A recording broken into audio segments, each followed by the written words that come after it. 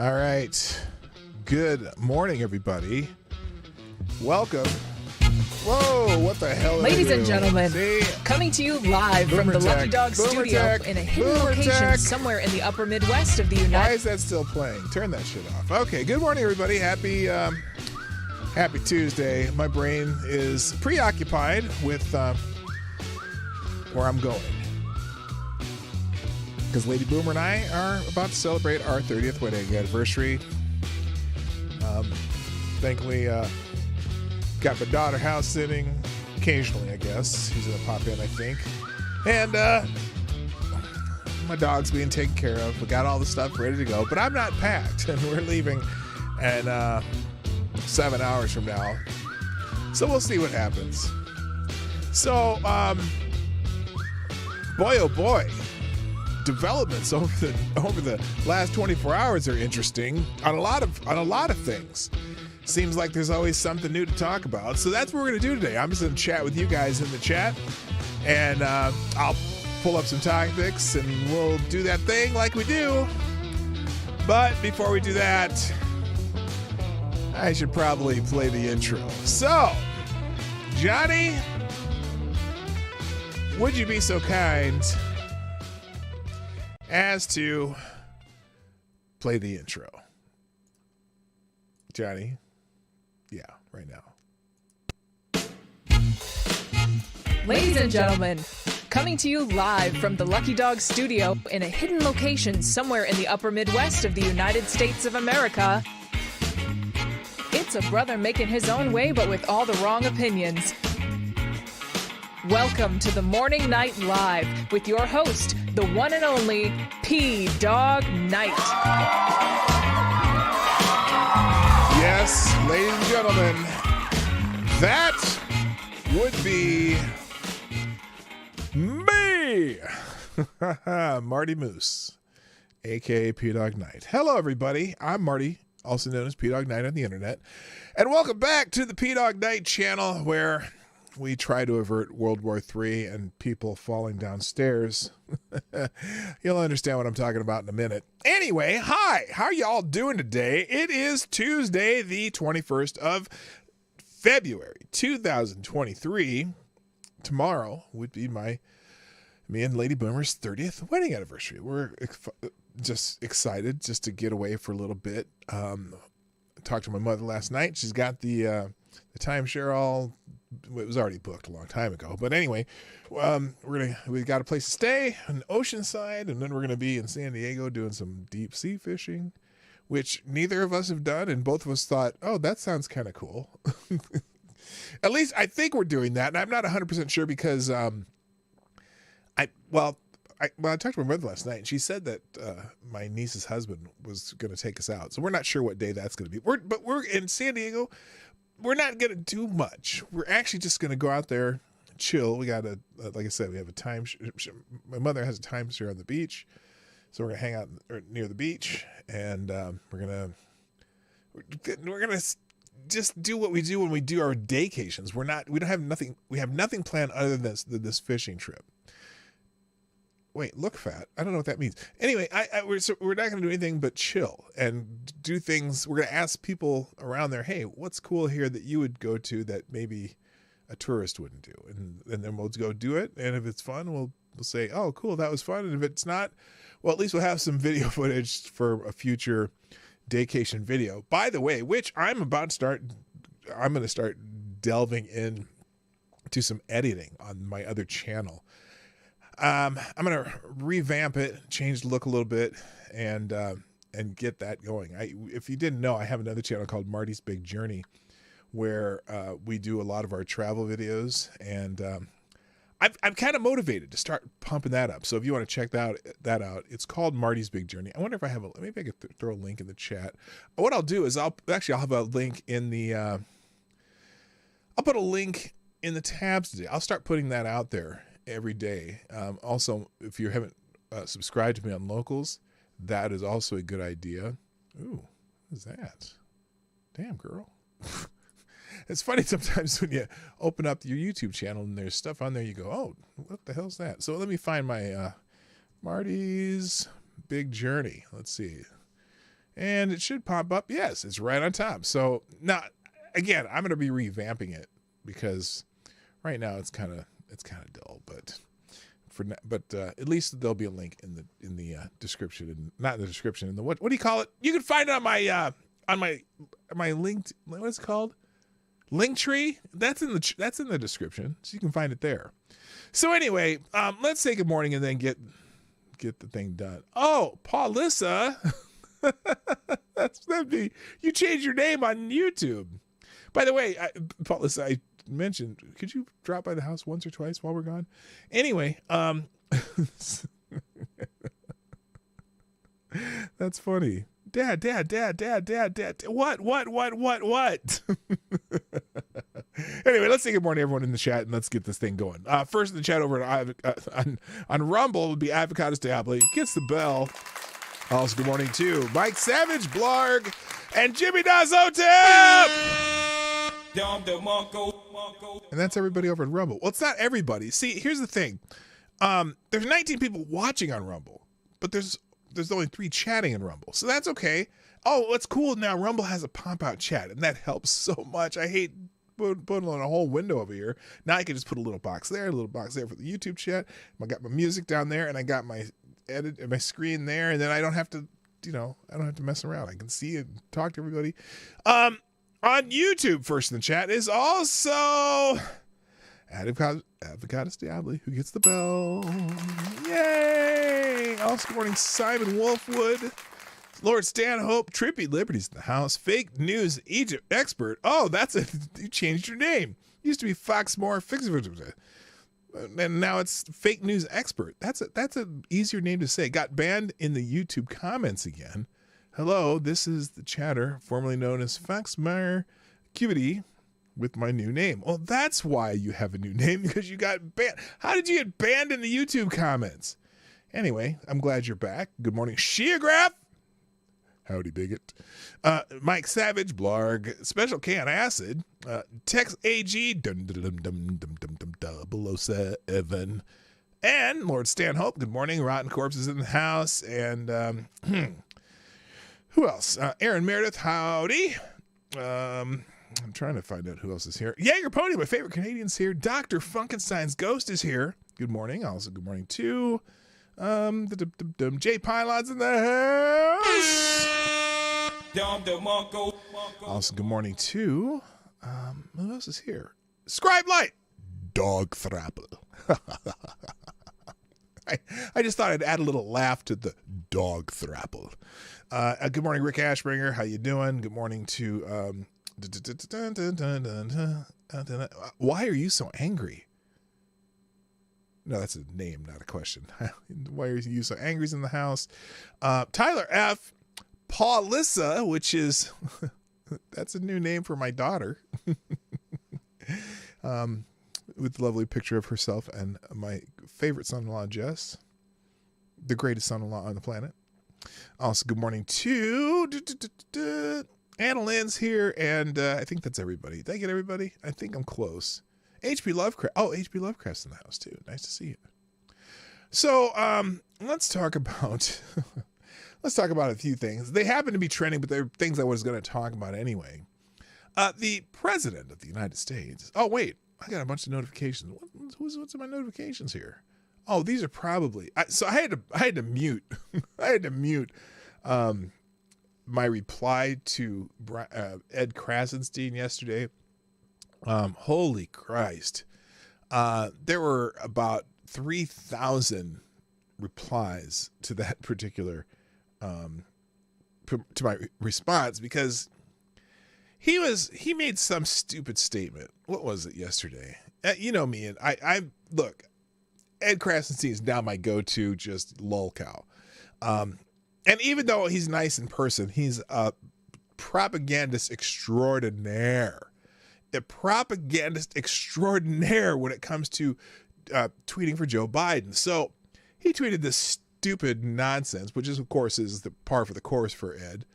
Hang on, I'll just show it to you real quick, and then we're going to move on. But a thousand replies just to my own, or what was it? 1,000 likes. Had 1,000 likes and multiple replies to my response to him, because people are just, TDS syndrome and shit. But anyway, here it is. Ed tweeted this yesterday. Trump hid in an underground bunker while Americans protested in the streets. President Biden flew into the middle of a war in Kyiv, Ukraine, on President's Day and walked the streets as air raid sirens blared.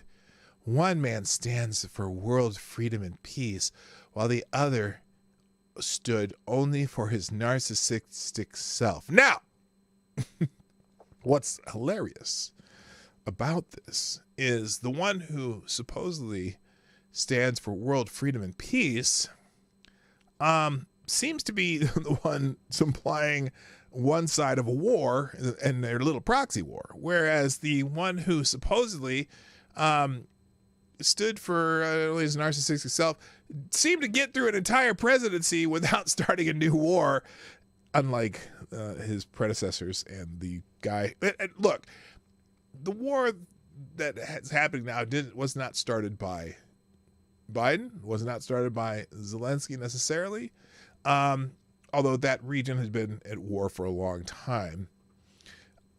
And but certainly we are using Ukraine as a proxy, one of the most corrupt nations on the planet, and but regardless if they're corrupt, there was no reason for Putin to invade them necessarily. Okay, so I'm not excusing what Putin did, but I'm also just kind of like, they're not a part of NATO. They're not one of our allies. Oh, wait, but they are one of Biden's allies because, he's got some investments over there. So I don't know. But also, here's the other part. I think the reason so many on the left and this guy, I'm not defending these guys. Oh, they're beyond done with their hot takes. No, I know they are. They are stupid. They are stupid. But I just find the propaganda that they push is amazing to me. It's amazing in its dumbing down of just about everything. And so I find it funny. As a Jewish American of Ukrainian descent, I vomit every time Republicans like Tucker Carlson, Ed Krasny. Yeah, they say some stupid shit, and it's just funny to me. I'm entertained by this. I don't know why. So anyway, what I replied was the Secret Service moved the Trump family to the bunker during an attempted breach of the White House by protesters, including a guard shack set on fire. That's the Secret Service's job, you dumbass. That should be the expectation with any president. Stop comparing apples to lava lamps. And oh my God, I got reply after reply. They're still replying to it, complaining and talking about how, President Biden's this man of honor and grace. Oh my goodness gracious. And, Trump is a coward, depends on all. It says a man who pays for his blue check. Oh, so you have no argument. Good to know. Anyway, it's an amazing thread, and it's tribalism at its finest, and it's just really, really crazy. So I just found it weird that these people are still replying. I finally had to mute it because this was, how long ago was this? Yesterday? No, I guess it was yesterday, wasn't it? When I replied to this, but it's been nonstop, and it's quite annoying. First donation of the day. Thank you, Kay, dropping a deuce in the tip jar. You missed me. Oh, Kay, you are there. Hello, Kay. Did I miss you? I'm sorry. Good to see you, Kay. Kay is in the chat also. I appreciate you. And she says, hi, Palissa, which you can see that in the super chat. So good morning, everybody. All right. Let's see. And everyone say hi to Kay. Oh, and Damian Gershwin's in the house too. Now I see that you just popped in too. And there's probably other people who are popping in. I will notice for sure soon. Pissed Off Shih Tzu's in the house. Attack Alpaca's in the house. Now I'm scrolling up seeing who all I missed. Holy moly. Well, I think that might be it. If I not, just keep chatting. I'll catch up. And over on Rumble, Next Gen Trolls in the house. Nice to see you. All right, let's get into some of the things that are happening in the world today. Something's happening in the world today. I don't know what it is. So President Biden, after his triumphant secret visit to Ukraine, where they did a big dog and pony show by running the air raid sirens, even though clearly there was no air raid going on. By the way, his visit yesterday, they did tell Moscow that the president would be in Kyiv yesterday, and so basically trying to avoid any major incident that would cause the actual World War III. But let's just say, well, Putin made a speech yesterday. We'll talk about that later. But holy moly, I don't know if they're doing a good job of staving it off or not. But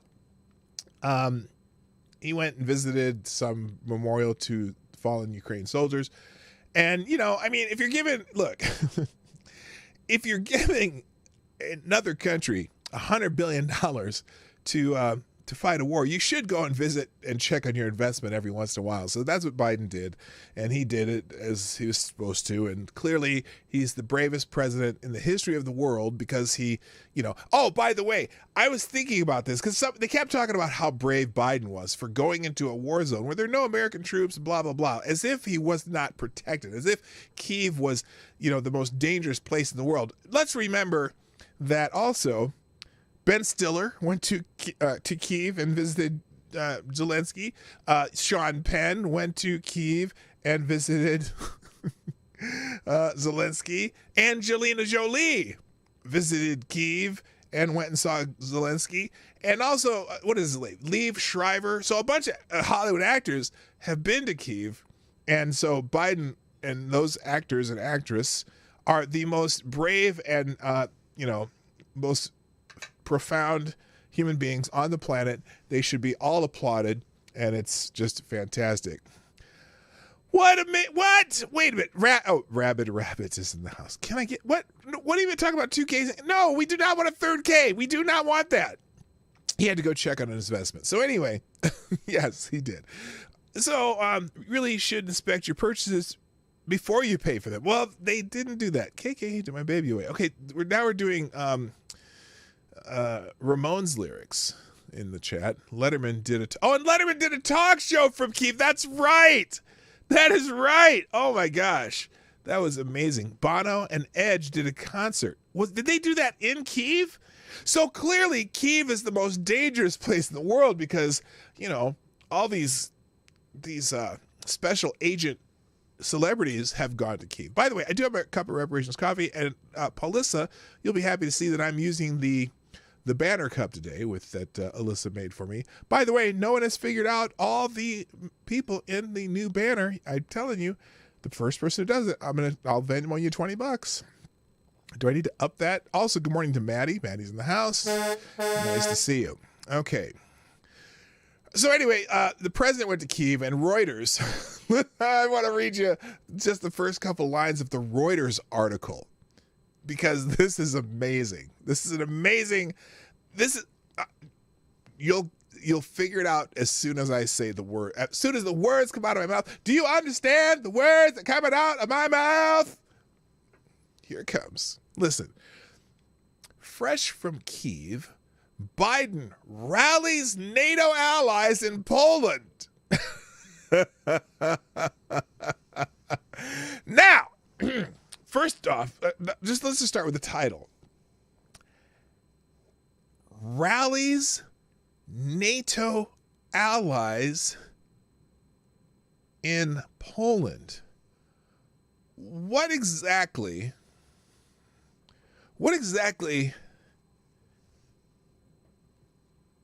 does that mean? What do you mean he rallies the NATO allies in Poland? Rallies them from what? What are the NATO allies doing right now? There's not a single NATO ally that's part of a war right now. Well, technically, I suppose, since some of the other NATO allies are also giving money to Ukraine. Certainly, look, if you combine all the other support from other countries to Ukraine, I think it comes up to about 10% of what the United States has done so far. But that's, but what do you mean he rallies NATO allies? So let's read this article by Nandita Bose, who is, I don't know, and Alan Charlish. You're getting a little Charlish there.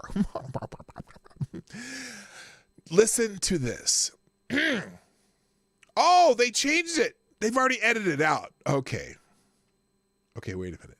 They changed the first line. The first line was a doozy, and I'm trying to remember exactly. It was something. It was, they made it sound like his visit was just like this triumphant visit, but they changed the first line. Fresh from an unannounced visit to Ukraine, President Biden rallied NATO allies in Poland on Tuesday, proclaiming unwavering support for Kyiv and a commitment to bolstering the alliance's eastern flank. Why? Okay, look. I don't know that Putin has really shown any interest in going in other countries, although because Finland and Sweden, I think, are thinking of joining NATO now. He's very concerned because those are bordering countries, which is something we said that NATO would never do after the Soviet Union fell, right? But anyway, to proclaiming unwavering support for Kyiv and a commitment to bolstering the alliance's eastern flank. Good morning, Kay. Another Kay. And also, Richard Head. Nice to see you. Welcome. Those celebrities virtue signal want danger. Go take Nudbes in East Palestine creeks and rivers and visit to drink the water when it hits the water table. Yes. I think you were typing too fast because I'm not sure what you meant there, but yes, I got it. Okay. On a trip clearly overshadowed on a major speech by Russian President Vladimir Putin before the anniversary of the invasion, Biden met Polish President Andrzej Duda, one of the most vocal proponents of a stronger Western support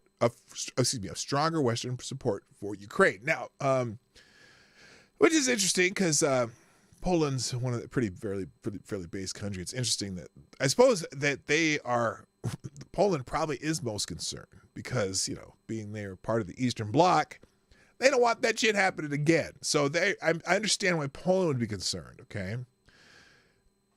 We have a third ghost. What? K is for Kyiv. Are we doing the alphabet here? How many Ks are here? Oh, I get it. That's the K1, K2, and can we get a third K? No, we do not want a third K, at least not in that sense. All right. So, on a trip clearly timed to overshadow a major speech where... No, wait a minute. This... Okay.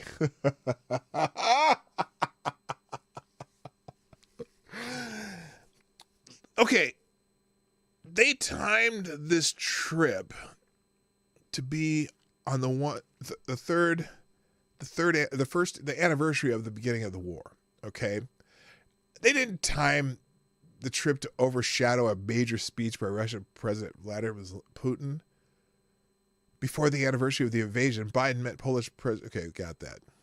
The U.S. president was due to give a keynote speech of his own later on Tuesday, in which he would rally support for Ukraine as the war enters its second year with no end in sight. Whose war? Their war. Say it. Whose war? Their war. He opened his trip on Monday with an unannounced trip to Ukraine, billed as the first time U.S. president has made such a journey to a country at war without U.S. troops on the ground controlling the area. Are we sure about that? Yeah, he didn't have any protection at all. I mean, he was the bravest president ever.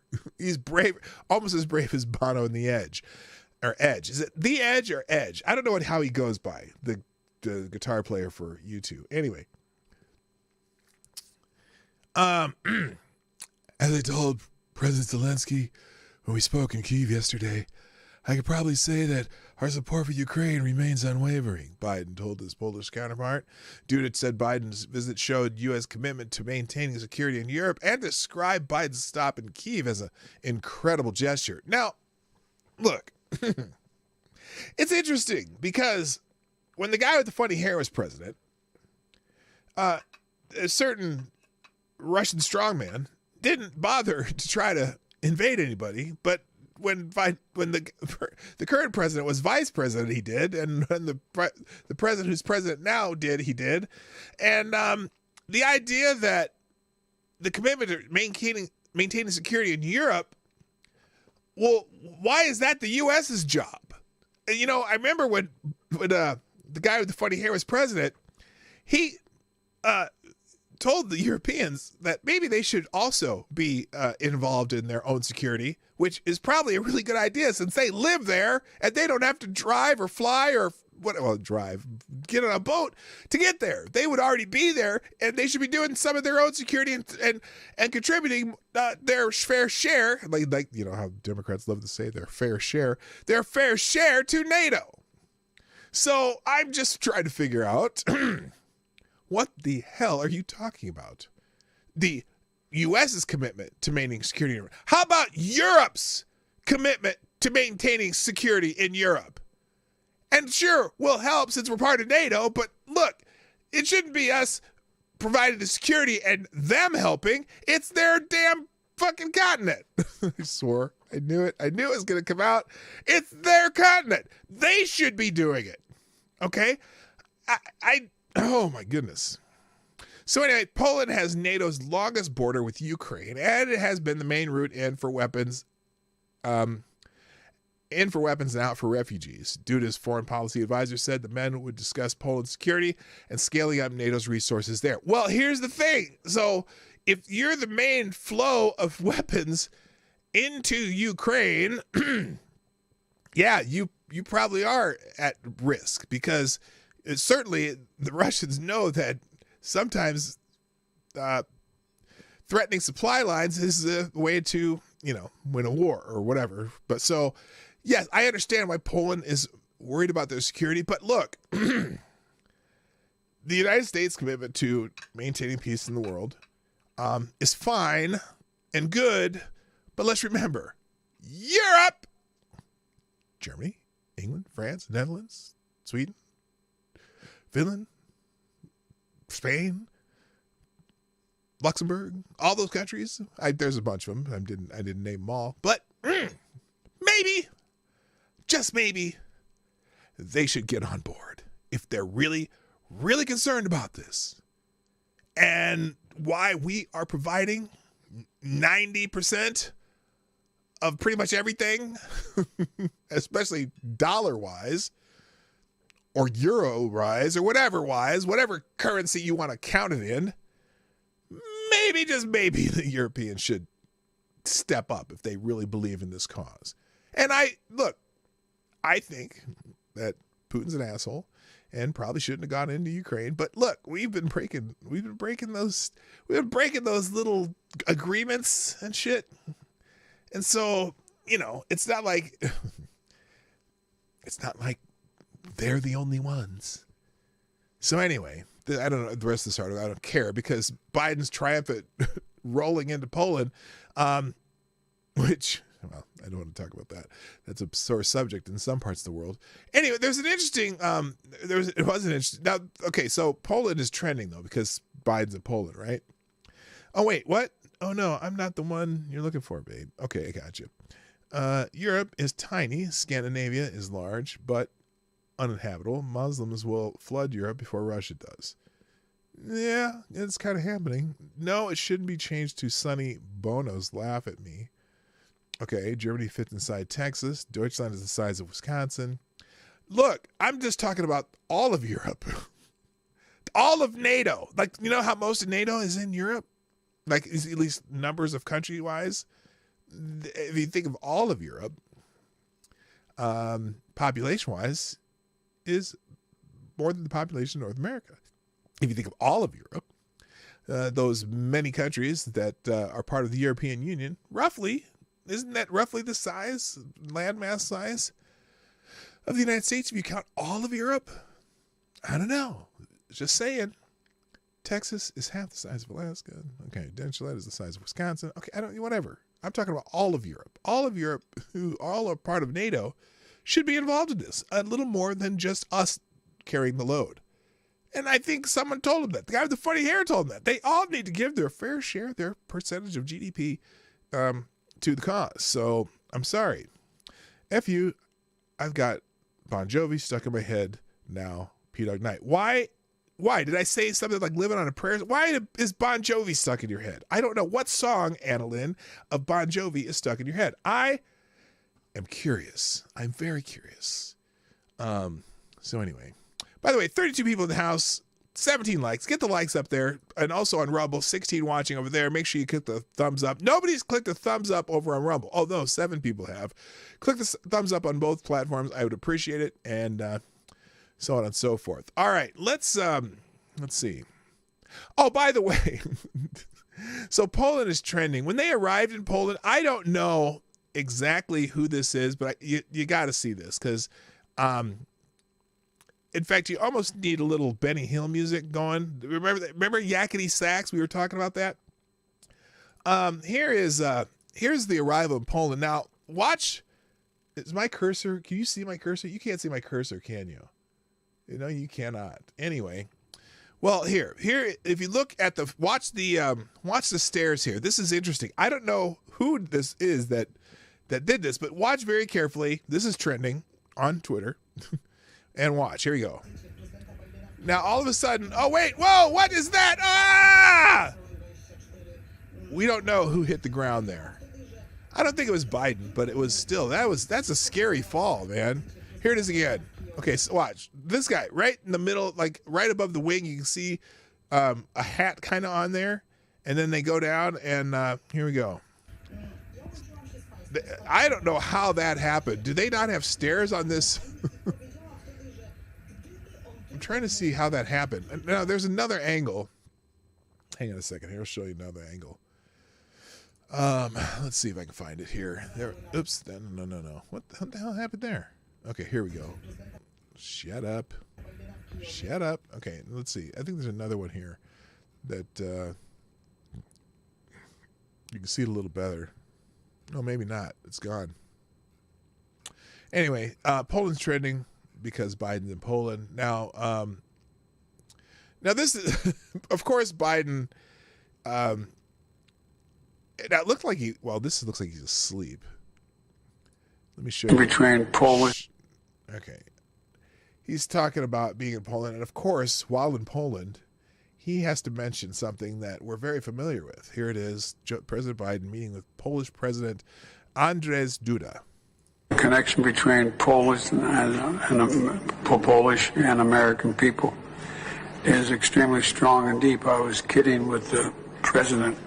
I was, as a young man, I was born in the coal town of Scranton, Pennsylvania, northeastern Pennsylvania, in an Irish Catholic neighborhood. Then when Cole died, we moved down to Delaware, to a town called Claymont, Delaware, which was a working class town. And but everyone in town was either Polish or Italian. I grew up feeling self-conscious. My name didn't end in an S-K-I or an O. Oh, he's trying to be relatable to the Polish by saying everyone was Polish or Italian. It didn't end with a ski or an O. The connection between, I was telling the president, the pride, the overwhelming, demonstrable pride that the Polish Americans feel about Poland and the role you're playing now. We were talking about it. It's extreme. Yeah. Do they? Okay, they did talk about it yesterday. It is. It is. Whatever. Shut up. God, he's just. It's so. Hey, I think I'm falling asleep while I'm telling you the story too. So anyway, let's see. Biden. Oh, this is weird. Now this is not on Poland. Biden caught on a damning. Oh, they have screens up. Biden caught on a damning hot mic in Poland after commenting on 3 UFO shutdown. So this is interesting. I don't know if this is real, but I'm going to play it just to see if you can. These 3 objects were. Wait, hang on a second. So for some reason, they were talking about the whatever the crap they shut down, the balloons, whatever. Which one of them might have been a hobby balloon, as we talked about a few days ago. Hi, Rodline. How you doing? Is he calling them gay? Gay Polish pride. Oh, damn. What the hell does that mean? Hello, Brad Young. What's up? Okay. Here we go. Here's Biden. I guess he got asked a question about the balloons or whatever, the hobby balloon and the Chinese balloon that got shot down.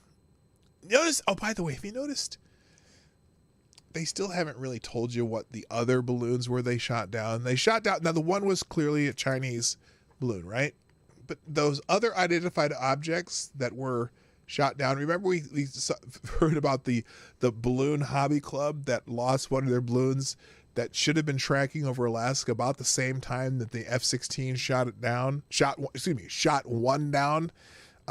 So that might have just been a hobby balloon. But anyway, here's Biden talking about this, and notice what you hear as he's leaving, and I'll translate for you. Here we go. Here's Biden. He's getting asked a question before he leaves in a press conference while he's in Poland. These three objects were most likely balloons tied to private companies studying weather or conducting other scientific research. Oh, did you hear that? He said they were likely tied to private companies doing either weather or scientific research. I think one was just a hobby balloon, but they shot it down anyway. But listen to what he says as he leaves. You can hear him on a hot mic in the background. Why have you chosen Poland? Speaking to President Xi, Mr. President. Now listen. You think they bought any of that bullshit? Did you hear that? He said, do you think they bought any of that bullshit?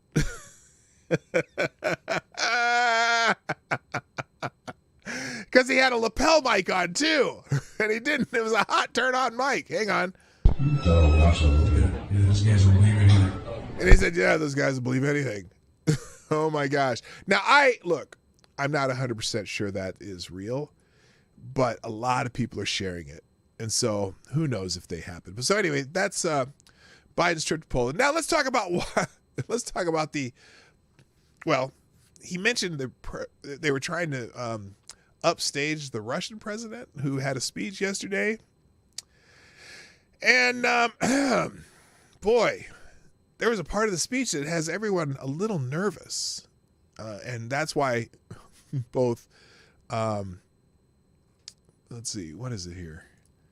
New Start is trending and World War III is trending.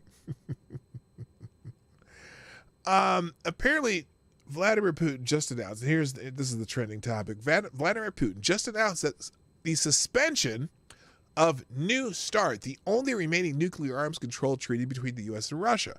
For the first time in decades, there are no limits on either country's arsenal, sure to be declared another great diplomatic triumph for the Biden administration. So, during his speech, now, of course, the Krasnodars have something to say about it, but let me get here. In a much anticipated speech on Tuesday, President Vladimir Putin said he's suspending Russia's participation in the New START nuclear treaty with the United States. President Vladimir Putin on Tuesday suspended Russian participation in the last remaining nuclear arms control treaty in the United States, warning Washington that Russia had put new ground-based strategic nuclear weapons on combat duty, Reuters reported of the new declaration. It comes over a year after Moscow signed onto a 5-year extension, and after in August, the U.S. accused Russia of violating the treaty in disallowing U.S. on-site inspections under its stipulations. In response, Washington halted Russian inspectors' ability to do the same on American soil. Russia had at the time complained that it was actually the U.S. side which deprived the Russian Federation the right to conduct inspections on American territory. Quote, "No one should under the illusion that global strategic parity can be violated," Putin said of the New START in the Tuesday remarks delivered in Moscow. So here's part of his speech here. We'll just look at this real quick. In the beginning of February this year, there was a statement from the North Atlantic Alliance. Let's just take the sound off this. I'll just read it here. Factually demanding that Russia return to the strategic arms treaty,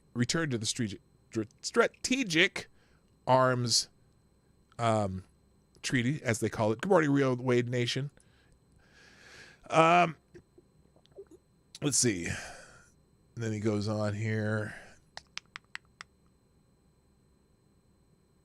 In allowing inspections of our nuclear defense facilities. Nuclear defense facilities. That's interesting.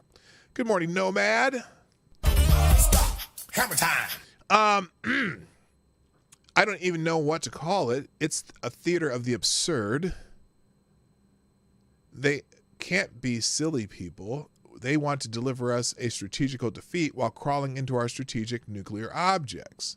Regarding this, I have to say that Russia suspends its participation in the New START treaty, which a bunch of people clapped for. They got a bunch of people, all of a sudden people are clapping when you see him say this.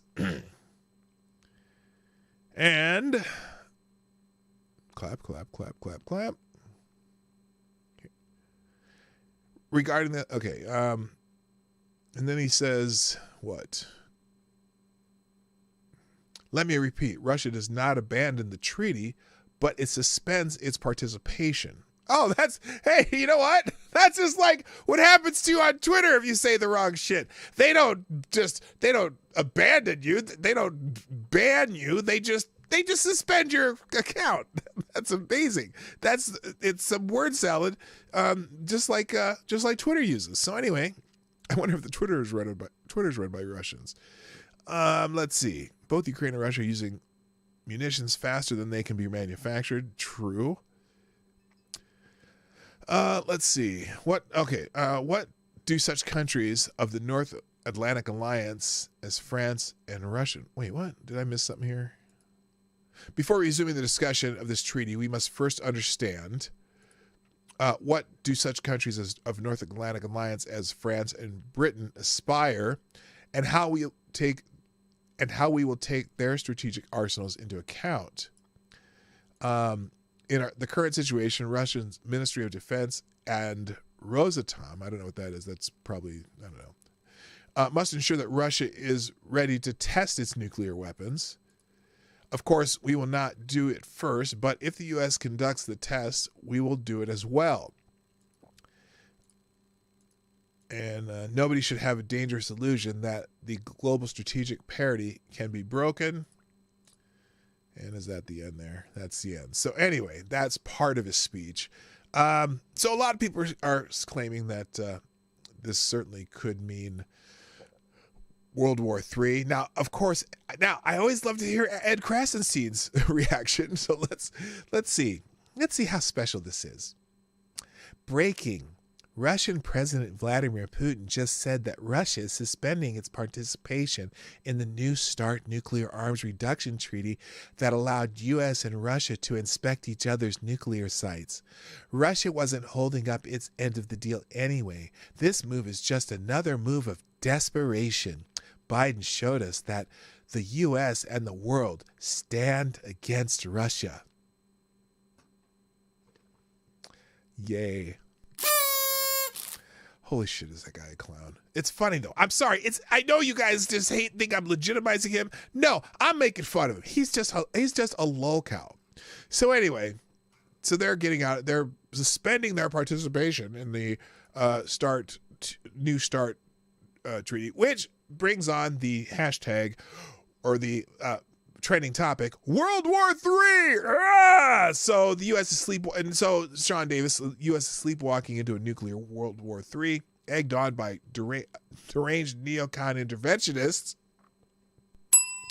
from the comforts of their living rooms, forever insulated from the ravages of war and rarely exposed to those who bear its scars. Oh, that's pretty spot on. So here's this guy puts up the countries holding the world's nuclear arsenal. Russia and the United States clearly more than almost 20 times. Not 20. Let's see. That'd be roughly 2.5 times the amount that China has each. France, United Kingdom, Pakistan, India, Israel, and North Korea. They're estimating North Korea has 20 nuclear weapons. That's interesting. And this says it includes deployed, stockpiled, and retired warheads awaiting disarmament. Okay, so that's not all of it, but that's the estimated global nuclear warhead inventories. Now, interesting enough, now again, I always take Gateway Pundit with a grain of salt, but he puts this article out that Zelensky threatens World War III if China allies with Russia. So here, Ukrainian President Vladimir Zelensky has threatened that if China allies with Russia against his nation, there will be World War III. That's a bold step.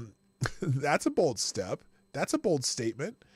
How does he know that everyone will ally with him if China does that? Anyway, he made the comments during an interview with German newspaper Die Welt on Monday.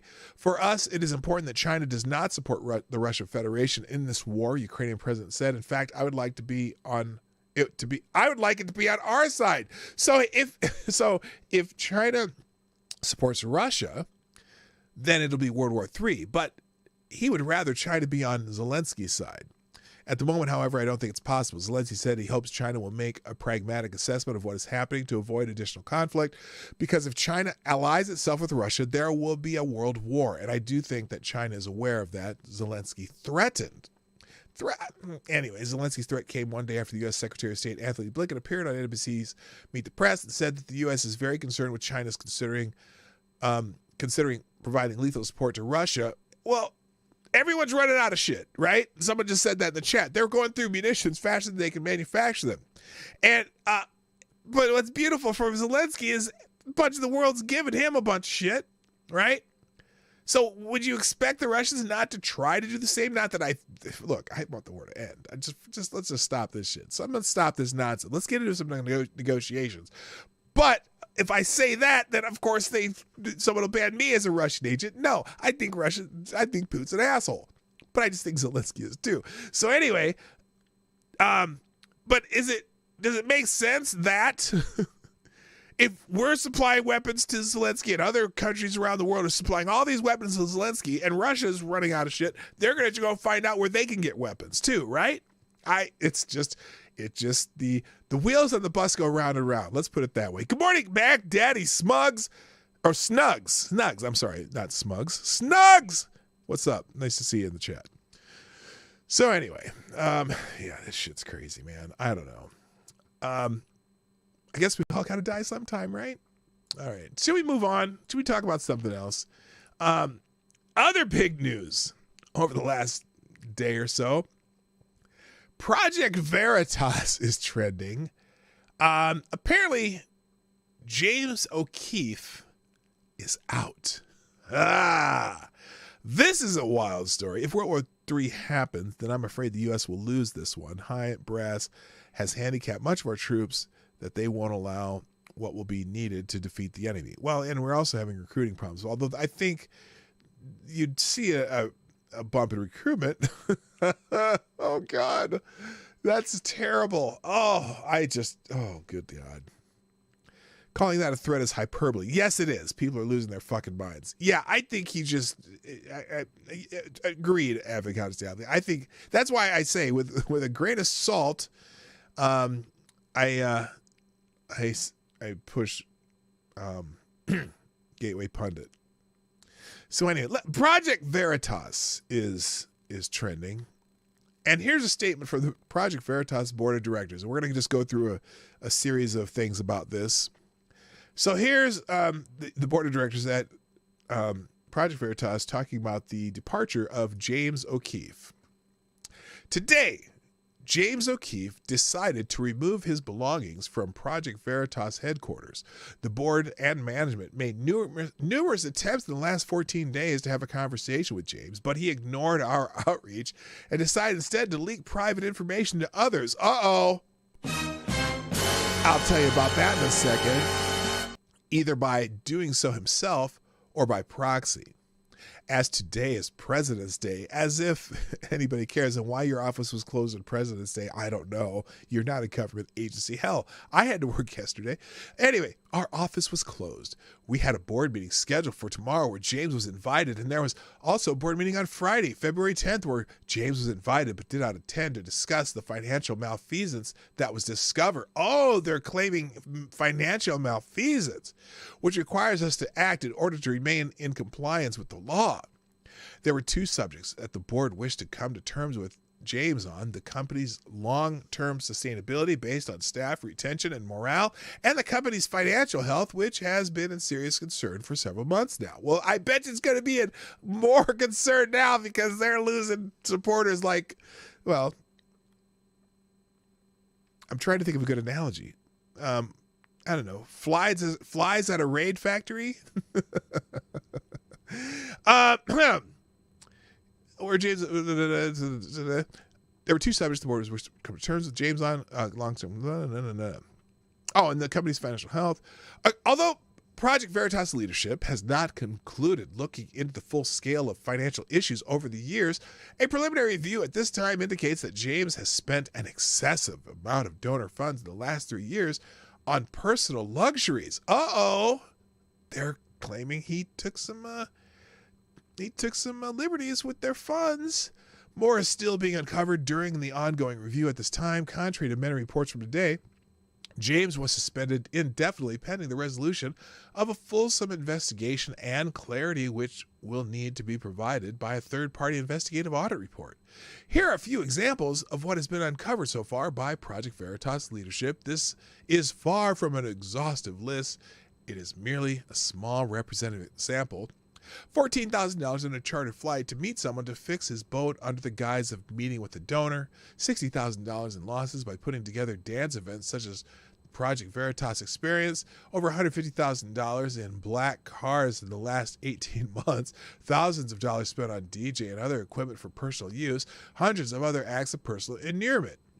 The board wants to work things out with James and has tried every route possible to remedy the issues at hand. Now, here's might be a problem here. If these things actually happen, that's a problem for James O'Keefe. But if they didn't actually happen, are they going to be a problem for Project Veritas? I'm curious. The board wants to work things out with James, has tried every route possible to remedy the issues at hand and to begin to take the legally required corrective actions. James also left us no choice but to suspend him in the last few weeks when he unilaterally fired the CFO, who can only be fired with board approval. That is a violation of our nonprofit bylaws. James went as far as to say the board member had approved this firing to others, but it was later discovered that it was not the case. The member did not approve the firing. The board approved James' suspension, so it would have time to properly investigate these internal infractions. The board has a legal obligation to comply with state and federal law, and these matters are serious ones that cannot be ignored. James claims that the board did not allow him to send a letter of apology to the staff, which is not true. The board never told James he was not to speak with staff members, nor that he could not apologize to them. But more than anything, the board cares about the donors to this organization who decide to donate their hard-earned money because we believe in the mission. We could not allow for our donors to send us money and have it be misappropriated in such a way. We love our supporters, and we would never sit idly by as money is being used for matters that are not mission related. Even with all this public fallout, the board still wants to speak with James. We did not fire him, nor did we want him to resign. We would like to continue conversations with James to resolve internal matters rather than litigate them publicly. Project Veritas will continue to be transparent with the public as more information can be released over time. The fight for truth will never stop. Now, we're going to move on, but let me do this Streamlabs real quick. Thank you, Jimmy Das Hotep, first Streamlabs donor of the day, and that makes you, Jim, you are the Streamlabs Superstar sponsor of the day. Thank you, Jimmy Das Hotep.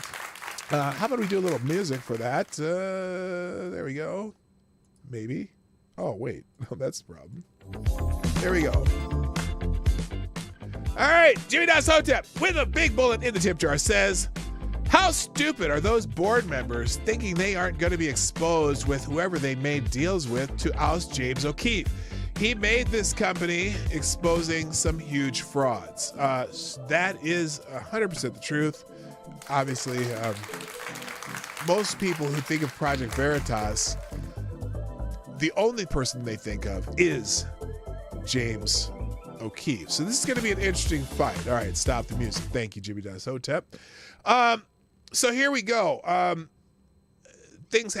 So the trending, here it is. Trending. James O'Keefe is trending. Now, this is interesting.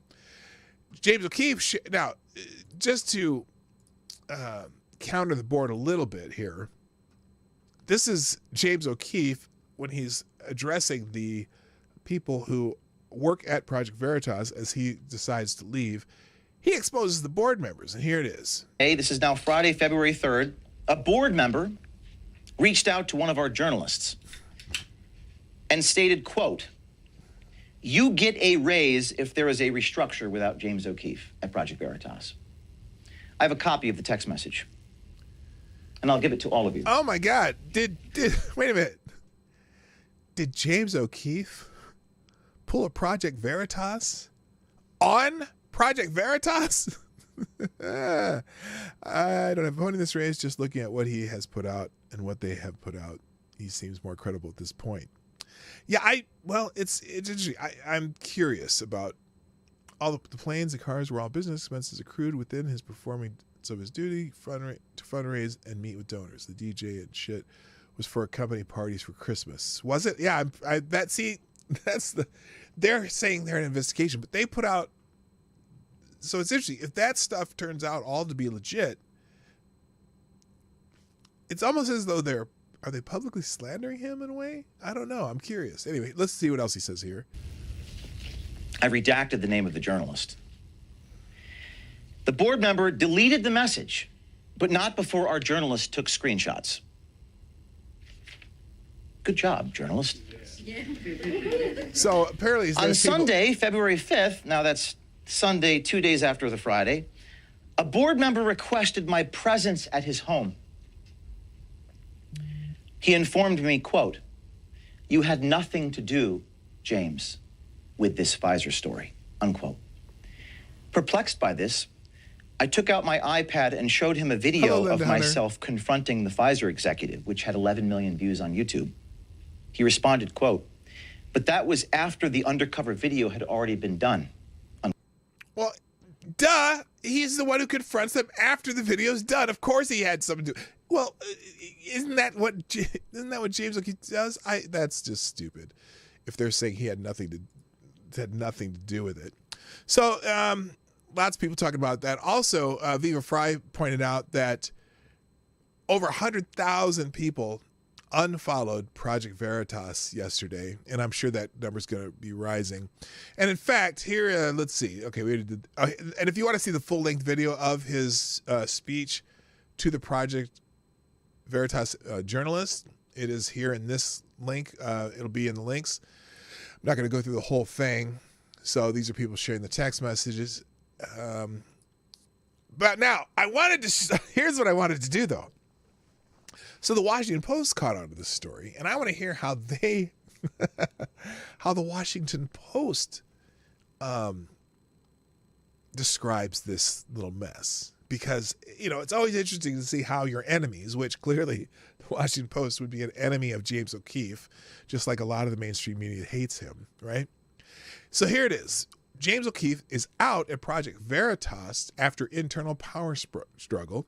A bitter management dispute pulled back the curtain on allegations of workplace misconduct and mismanagement of donor money. So they're quick to get on the mismanagement donor money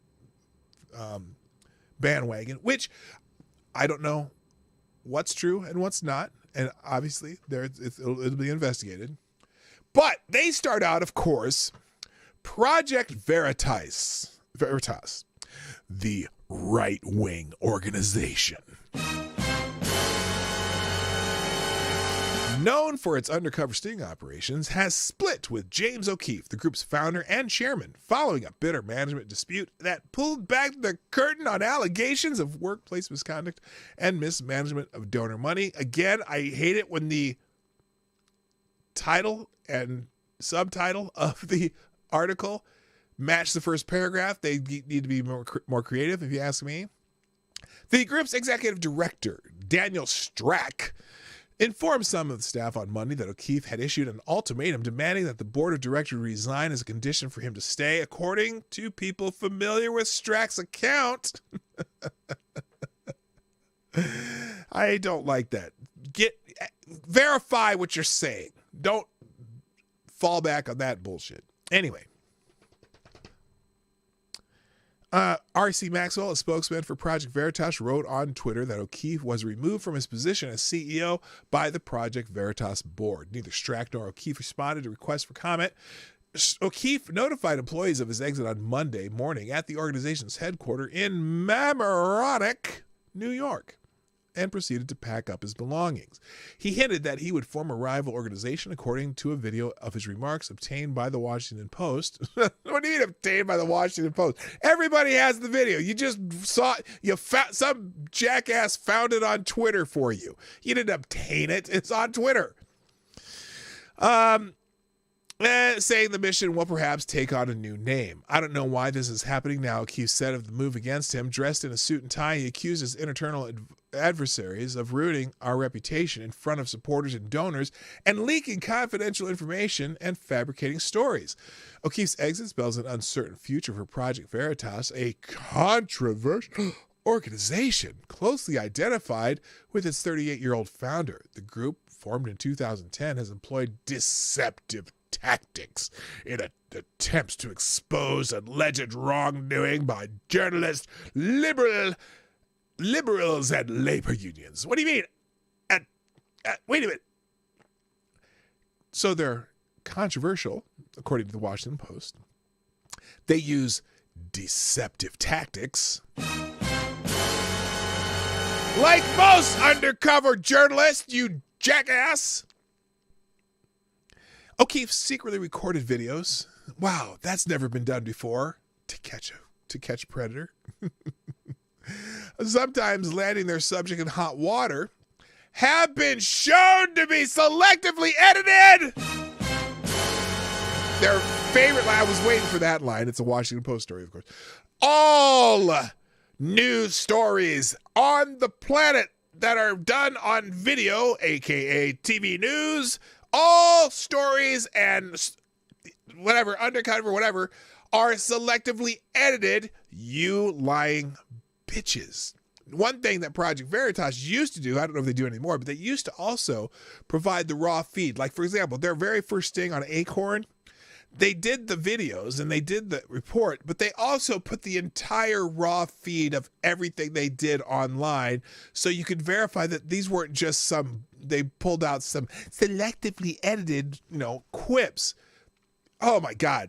So all video is selectively edited. Otherwise, you'd have hours and mountains of video and whatever. Often leaving out key context. False. No, it doesn't leave out key context. What context do you need on some of these? They've never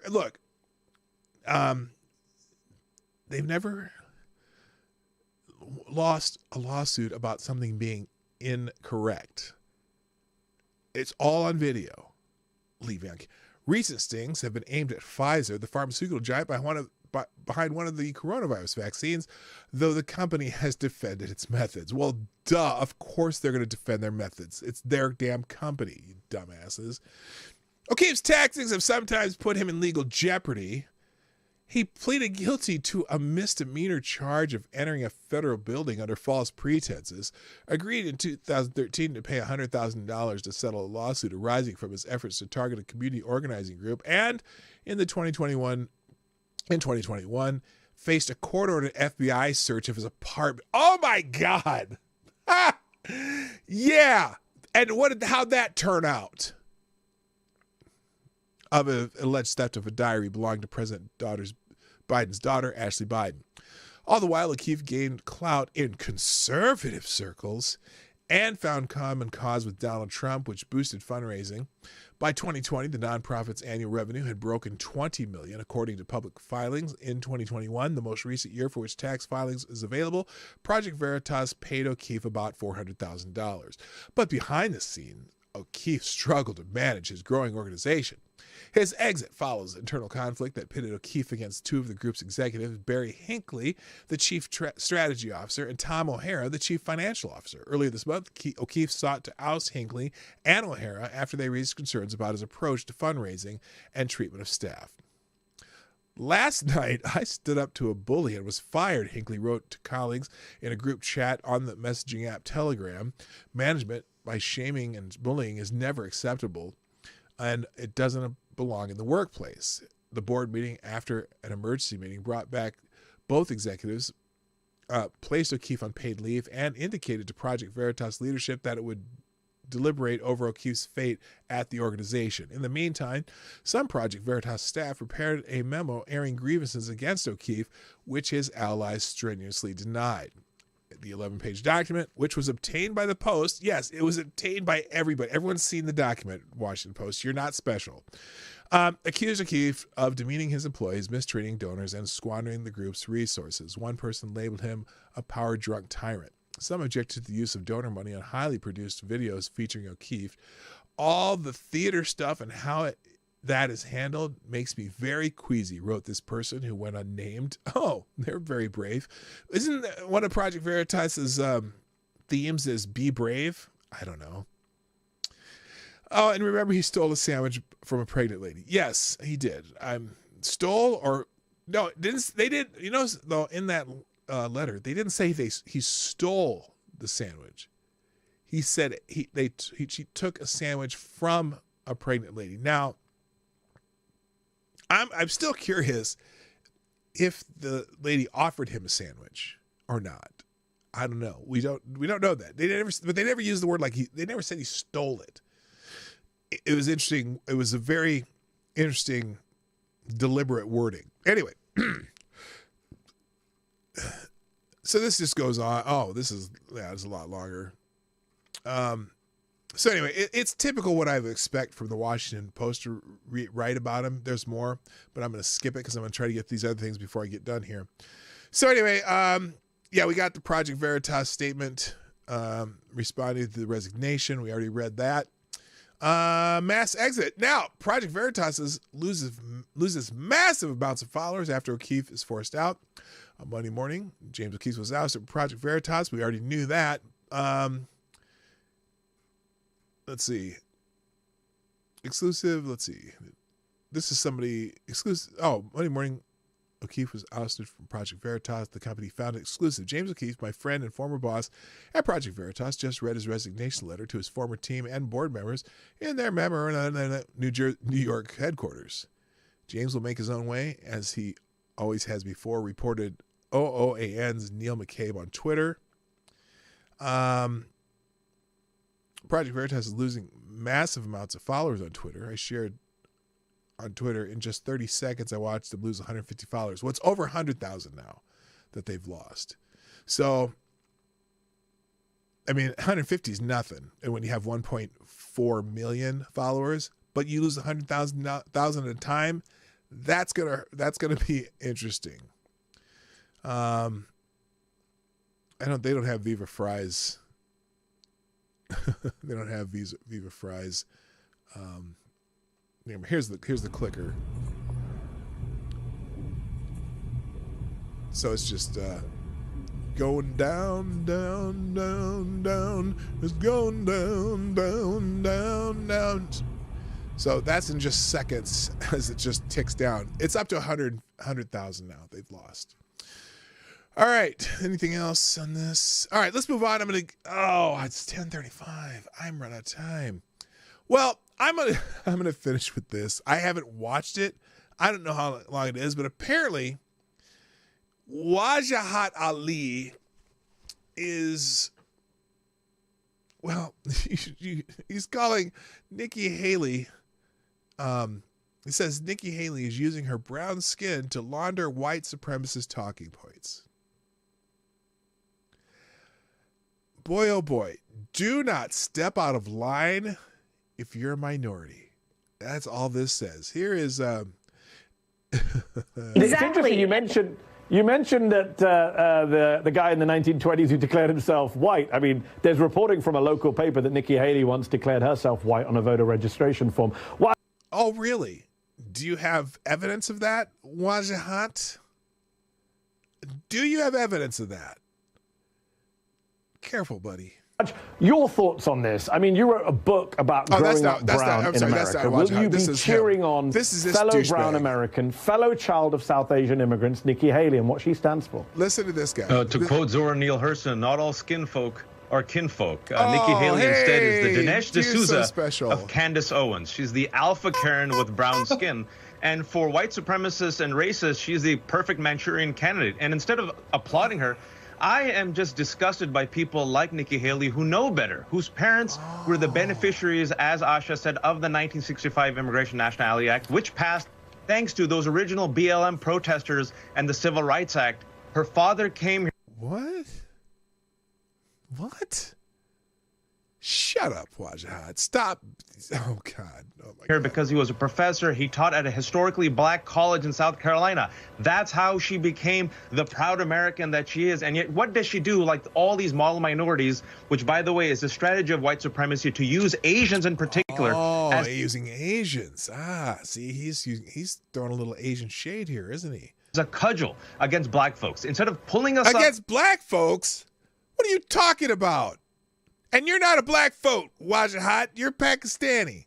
Oh, there you go. Someone said that in the chat. Something about this guy's Pakistani, Haley is Indian. Enough said. Interesting. I did not know that. Black folks. Instead of pulling us up from the bootstraps and pulling others from the bootstrap, we're taught to take your boot and put it on the neck of poor browns, immigrants, refugees, and black folks. And that's what she did in her ad. So I see her and I feel sad, Mehdi, because she uses her brown skin as a weapon against poor black folks and poor brown folks, and she uses her brown skin to launder white supremacist talking points. Really? And the reason I feel sad... Really? She talks about the American dream and how, despite her brown skin, she's whatever, made it to where she is, and everyone can do it if they want to, and yada.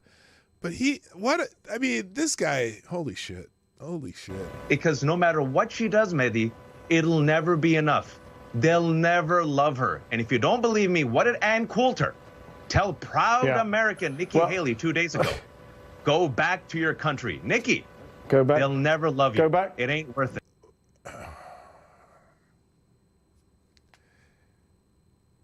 Crab in a bucket, I guess. Crabs in a bucket. Crabs in a bucket. That's all I got to say about that. If you don't know what that means, that's one to look up. That's crabs in a bucket. By the way, there's other things trending right now that I don't have time to get into too much, but Kevin McCarthy has given Tucker Carlson access to a trove of January 6th riot tape. Now, Axios and Legal Insurrection are both covering this. Axios says House Speaker Kevin McCarthy has given Fox News' Tucker Carlson exclusive access to 41,000 hours of Capitol surveillance footage from the January 6th riot. McCarthy sources tell me, I don't know who that is, Mike Allen. Oh, he's not a friend. Carlson's TV producers were on Capitol Hill last week to begin digging through the trove, which includes multiple camera angles from all over the Capitol grounds. Excerpts will begin airing in the coming weeks. Why it matters? Carlson has repeatedly questioned official accounts of 1/6 downplaying the insurrection as vandalism. Now his shows, Tucker Carlson Tonight on Fox News and Tucker Carlson Today and Tucker Carlson Originals on the streaming service Fox Nation, have a massive trove of raw materials. Hey, guess what? Good. Hello, Sapphire Dragon, by the way. Good. We should see more footage of that day, because clearly the committee, the one-minded committee, only showed you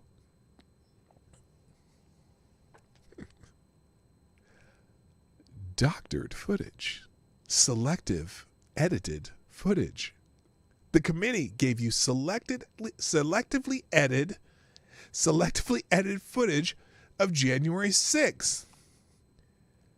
Right? How they said, James O'Keefe, Project Veritas, they use selectively edited footage. Guess what?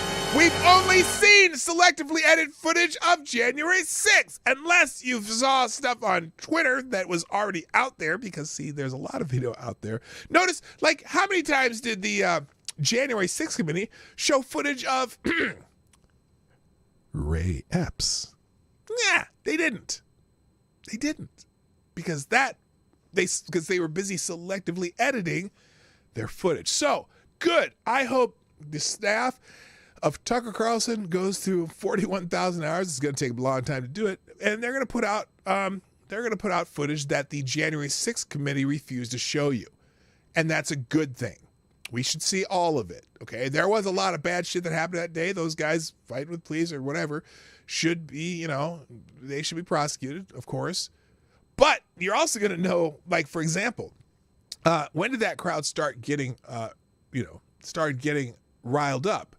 Oh, when they were kind of peacefully in the, the bottom of the Capitol, that kind of, not a rotunda, whatever, the outside area. And all of a sudden, the police start throwing a bunch of flashbang grenades in it amongst them. And that riled them up quite a bit because they're like, what are you doing? We're just here. So, I'm looking forward to seeing more than just the selectively edited footage from the committee. So anyway, there's 2 articles, one from Legal Insurrection, one from Axios. Axios, obviously, Mike Allen is, a non-Trumper. Now, here it is. Like, for example, here's what he keeps continuing. Carlson told me there was never any legitimate reason for this footage to remain secret. True. Why isn't that working? True. There we go. Reality check. The January 6th committee played numerous excerpts of the footage at last year's captivating hearings. Oh, excerpts? You mean selectively edited excerpts, Michael? Between the lines, the process with Carlson started early February, according to a communication between the show and a McCarthy representative that I was shown. The archive previously reported to be 14,000 hours. I'm told now it's much more. Flashback. McCarthy told reporters in Statuary Hall last month that he thinks the American people should actually see all that happened instead of a report that's written on a political basis. Well, at least McCarthy got that right. Pushing for the release of the footage, Carlson argued on his show last month, Washington has a regime of secrecy and deceit. Yes. Carlson last year called the attack an outbreak of mob violence, a forgettably minor outbreak by recent standards. It equaled. It equaled. George Osei, good morning, sir. Welcome to the show. So, good. I think that's a good thing that we're going to start seeing other angles of some of the things that happened that day, because I'm pretty much sure the officers letting people through barricades and stuff, they kind of poo-pooed that. There's a lot of shit going on. Now, Benny, what's his name? Benny Thompson.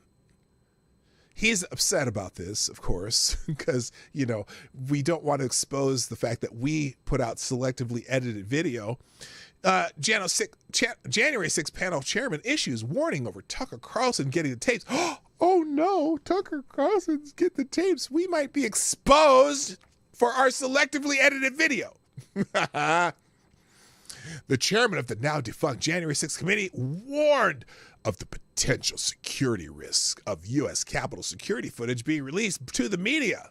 Oh, aren't you special, Benny?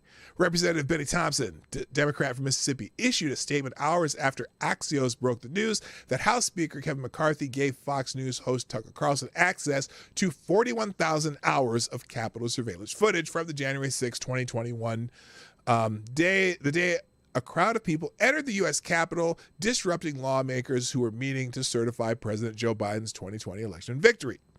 When, quote, when the Select Committee obtained access to the U.S. Capitol Police video footage, it was treated with great sensitivity, given concerns about the security of lawmakers, staff, and the Capitol complex.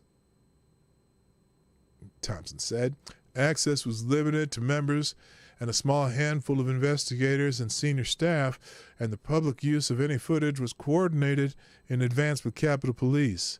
It's hard to overstate the potential security risk if this material were to be used irresponsibly. Oh, you mean like selectively edited video that your committee put out? If Speaker McCarthy has indeed granted Tucker Carlson, a Fox host who routinely spreads misinformation and Putin's poisonous propaganda. Oh my God, he threw out the 3 Ps there. Putin's poisonous propaganda. And his producers access to this sensitive footage, he owes the American people an explanation of why he has done so and what steps he has taken to address the significant security concerns at stake. So Benny doesn't seem to want the news, the footage, the real shit to come out. Fox News spokesperson confirmed an Axios report which said excerpts will begin to air in the coming weeks to the Daily Wire. Claiming that Carlson is a purveyor of disinformation, Thompson said. McCarthy, okay, we already read that. McCarthy has not yet commented publicly on publicly on the disclosure to Carlson, but the speaker did say last month he was looking to release the tapes because the politicization he believed has been fostered by former Speaker Nancy Pelosi and the January 6th committee. Okay, so then Marjorie Taylor Greene said something and blah, blah, blah. Who cares? Good for her, them. So anyway, and then also simultaneously, the House GOP locates some emails and texts showing Pelosi's office directly involved in failed January 6th security. House Republicans gather a trove of text and email messages showing House Speaker Nancy Pelosi's office was directly involved in the creation and editing of the Capitol security plan that failed during January 6, 2021 riot, and that security officials later declared they had been denied again and again the resources needed to protect the nation's most important home of democracy. The internal communications were made public Wednesday in a report compiled by Representatives Rodney Davis, Jim Banks, Troy Nehls, Jim Jordan, and Kelly Armstrong that encompasses the results of months of investigations they did of evidence that had been ignored by the Democratic-led January 6th committee. The lawmakers were authorized by House Minority Leader Kevin McCarthy to do their own probe at the time. The report concludes the Capitol was left vulnerable on January 6th as a result of failures by the Democratic leadership in the House and law enforcement leaders in the Capitol, I think by design, who allowed and Capitol Police who allowed concerns about the optics of having armed officers and National Guardsmen visible to the public to override the need for enhanced security. So you can read that. There's we're starting to get some more. You know how who here remembers Paul Harvey? Paul Harvey, here with the news, and now you know the rest of the story. Well, we're gonna get the rest of the story because there's more. There's more. There, but wait, there's more. All right, guys, I gotta go. I'm about to go on a little trip. Take a little trip. Take a little trip. Take a little trip with me. All right. Anyway, guys, I got to go. Thanks for joining me today on the Morning Night Live. You have an obligation to hit that like button right now before you do anything else. Also, I want to thank you for being here. Do the things that we usually do, like, share, subscribe. And if you're watching a replay, put a comment in the comments. Tell me what you think about Tucker Carlson getting those tapes, those video, that 41,000 hours of video that we're going to start seeing on the awful Fox News. Oh no! Anyway, I will be doing streams while I'm on vacation, maybe. I don't know. We'll see. It's gonna look all weird because I'm not gonna be, on my green screen with a flag flying and all that shit. But I am gonna try because I'm probably the only one up that early in the morning since we're gonna be in California. And I want to thank you for joining me today. Another. Wait a minute. Hang on. Let me fix this. Jimmy Das Hotep, thank you for dropping another big bullet in the tip jar. Jimmy Das Hotep says, what have I told you? The citizens were the most significant safeguard and the foundation of the republic/democracy. Well, Jimmy Das, I would agree. And on that final note of historical significance, thank you for joining me today on the Morning Night Live. I gotta go. My name is P. Dawg Knight.